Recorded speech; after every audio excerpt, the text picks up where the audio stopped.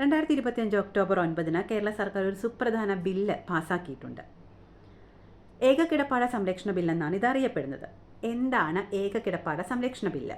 അതിൻ്റെ ആനുകൂല്യം ആർക്കൊക്കെ ലഭ്യമാകും? കടം തിരിച്ചടയ്ക്കാൻ കഴിയാത്തതിൻ്റെ പേരിൽ ഒരു സാധാരണക്കാരന് അവൻ്റെ ഏക കിടപ്പാടം നഷ്ടമാകാതിരിക്കാൻ, അല്ലെങ്കിൽ ആ ഒരു കിടപ്പാടത്തിന് സംരക്ഷണം നൽകാൻ ഉദ്ദേശിച്ചുള്ളതാണ് ഈ ഒരു ഏക കിടപ്പാട സംരക്ഷണ ബില്ല്.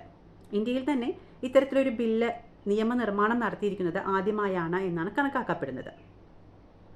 ചില സാമ്പത്തിക പ്രതിസന്ധികൾ വരികയും താൻ കടമെടുത്ത തുക തിരിച്ചടയ്ക്കാൻ കഴിയാതെ വരികയും ചെയ്യുമ്പോൾ തൻ്റെ ആശ്രയമായ അല്ലെങ്കിൽ തൻ്റെ സ്വപ്നമായ ഭവനം നഷ്ടമാകുന്ന ഒരു അവസ്ഥയിലേക്കൊക്കെ പലപ്പോഴും കാര്യങ്ങൾ നീങ്ങാറുണ്ട്. ഈ ഒരു അവസ്ഥയ്ക്ക് ഒരു ശമനം വരുത്തുക എന്നുള്ളതാണ് ഈ ഒരു ബില്ലിൻ്റെ ലക്ഷ്യം. ഇനി ഈ ഒരു ബില്ലിന് അർഹനാവണമെങ്കിൽ എന്തൊക്കെയാണ് സർക്കാർ വച്ചിരിക്കുന്ന കർശന ഉപാധികൾ? 1. ഈ പറയുന്ന വ്യക്തിയുടെ കുടുംബ വാർഷിക വരുമാനം 3 ലക്ഷം രൂപയിൽ താഴെയായിരിക്കണം. 3 ലക്ഷം രൂപയിൽ കവിയരുത്. 2. കടമെടുത്തിരിക്കുന്ന സംഖ്യ 5 ലക്ഷം രൂപയിൽ താഴെയായിരിക്കണം. 3.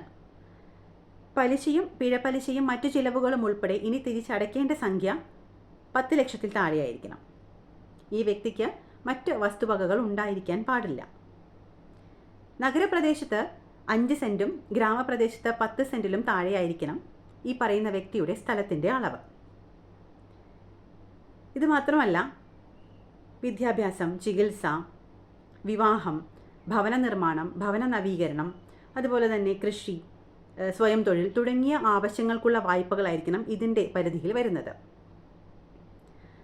അപ്പോൾ ചുരുക്കി പറഞ്ഞാൽ, ചെറിയൊരു സാമ്പത്തിക പ്രതിസന്ധി വന്നതുകൊണ്ട് ഒരാളുടെ കുറഞ്ഞ ചിലവിൽ ജീവിക്കുന്ന അല്ലെങ്കിൽ കുറഞ്ഞ വരുമാനമുള്ള ഒരു വ്യക്തിയുടെ കിടപ്പാടം നഷ്ടമാകാതിരിക്കുക എന്ന ലക്ഷ്യമാണ് ഈ ഒരു ബില്ലിന് പിന്നിലുള്ളത്.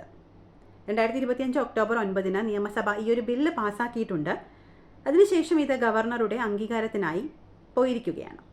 ഗവർണറുടെ അംഗീകാരം ലഭിച്ചാൽ ഗസറ്റിൽ വിജ്ഞാപനം ചെയ്യുകയും ഇത് നിയമമായി പ്രാബല്യത്തിൽ വരികയും ചെയ്യും.